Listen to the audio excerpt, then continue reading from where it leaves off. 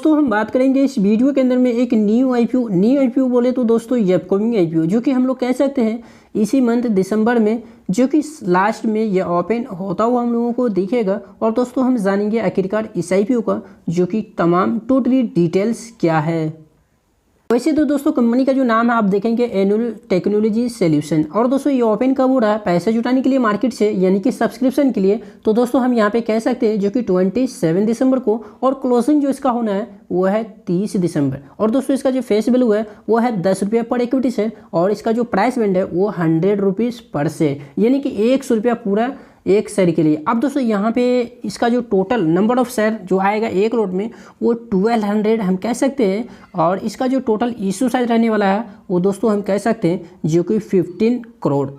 जी हाँ, 15 करोड़, 1500 नहीं बल्कि मात्र 15 करोड़, जो कि बहुत छोटी कंपनी है। अब दोस्तों इसमें फ्रेश इशू की यदि बात की जाए तो टोटल फ्रेश इशू है, यानी कि ये पैसा जो है वो कंपनी को ही जाएगा, और इसमें कोई भी प्रमोटर या इन्वेस्टर नहीं बेच रहा है। अब दोस्तों ये आईपीओ एसएमए मतलब कि एनएससी इमर्ज यानी कि एनएससी एसएमए के ऊपर ये लिस्ट होगा। आप दोस्तों यहाँ पे जो क्यूआईपी का जो कोटा रखा गया वो हम कह सकते हैं वो है पूरे के पूरे 15, यानी कि यहाँ पे आप देख रहे हैं क्यूआईपी का जो कोटा है ना वो पूरे के पूरे 15 है। और जो यहाँ पे एचएनआई का जो कोटा है वो 15% है। और दोस्तों रिटेल इन्वेस्टर का जो कोटा है ना वो 35% है। दोस्तों यहाँ पे एक अंदाजा तो हमें ये मिला है आखिरकार क्यूआईपी का अगर इस कंपनी के अंदर कोटा रखा गया है तो ये आईपीओ कुछ ज़्यादा ही खास होने वाला है। तो इस आईपीओ को आप ज़रूर ट्राई कीजिए, क्योंकि दोस्तों यहाँ पे बड़े फार्म हाउस का नाम आ गया जो कि क्यूआईपी है। आप दोस्तों यहाँ पे थोड़ा सा नीचे करें तो दोस्तों इसका जो बेसिक ऑफ अलॉटमेंट रखा जाएगा 4 जनवरी को और 2023 में। और दोस्तों रिफंड की यदि बात की जाए जो कि 5 जनवरी,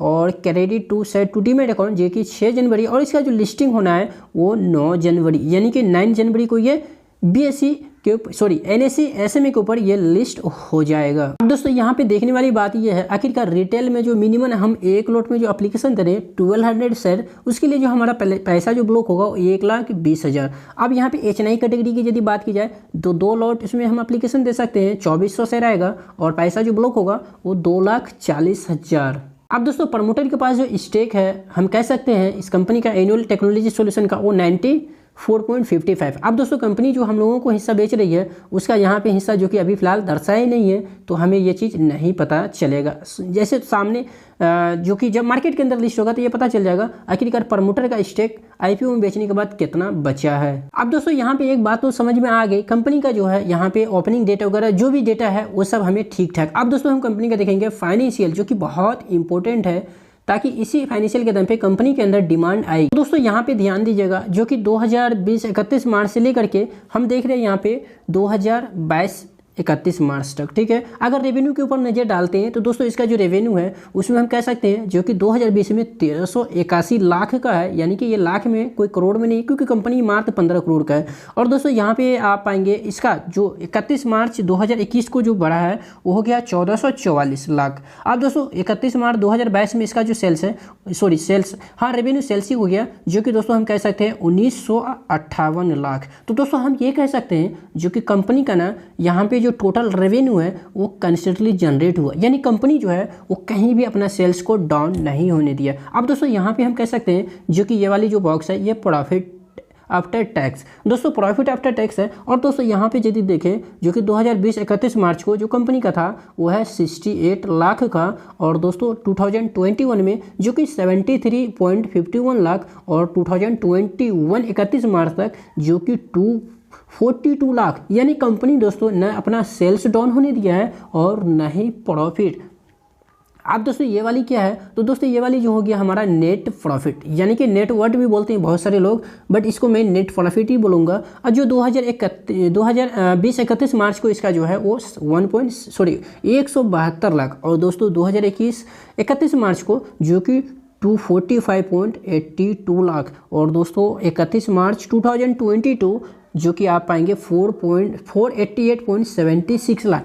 तो दोस्तों कंपनी के अंदर तो दम है, यानी कि कंपनी तो प्रॉफिट जनरेट कर रही है और कंपनी लॉस बैंकिंग का तो कोई सवाल ही नहीं होता है, कंपनी के अंदर तो दम है। इसके बावजूद दोस्तों कंपनी में जो कि रेवेन्यू भी एक शानदार देखने को मिल रहा है और प्रॉफिट आफ्टर टैक्स और नेट प्रॉफिट, तो हमको लगता है दोस्तों ये कंपनी लॉन्ग टाइम के लिए एक अच्छी साबित हो सकती है। अगर कंपनी इतनी अच्छी इंक्रीज करेगी अपनी प्रॉफिट एंड रेवेन्यू को, तो दोस्तों भले उसका जो इन्वेस्टर होगा उसे लॉस कैसे होगा, उसका भी जो है दोस्तों कमाई तो ज़रूर होगा लॉन्ग टाइम में। अब दोस्तों यहाँ पे है रिजर्व प्लस। तो दोस्तों रिजर्व प्लस की यदि बात की जाए, जो कि 31 मार्च 2020 171, यानी कि कंपनी का यहाँ पे लाख में है तो 171.3 लाख। अब दोस्तों 31 मार्च 2021 जो कि 244.82 लाख। और दोस्तों आप इधर आ जाइए, जो कि 2022 31 मार्च जो कि 487.76 लाख। तो दोस्तों कंपनी का रिजर्व प्लस जो है वो भी काफ़ी स्ट्रांग हो रहा है, तो ये बहुत ही महत्वपूर्ण डेटा है। अब दोस्तों टोटल बोर्डिंग की बात की जाए,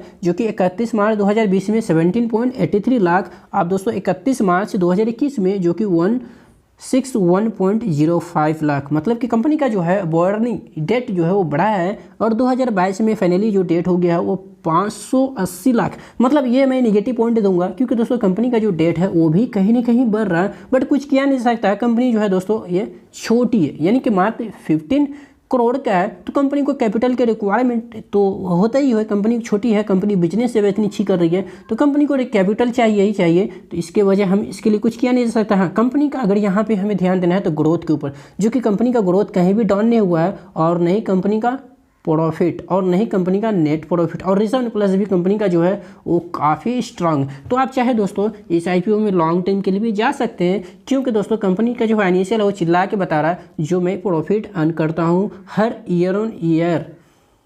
दोस्तों अभी रुकिए, क्योंकि अभी वो लोग बचे हैं जिनको लिस्टिंग गेन से मतलब, यानी जिसे आज तो पैसा लगा है 1,20,000 और 10 के 12 दिन के अंदर में हमारा पैसा 1,20,000 जो मूड है उसके अलावा हमें 1,20,000 और मिल जाए, यानी कि हमारा जो कैपिटल है वो डबल हो जाए।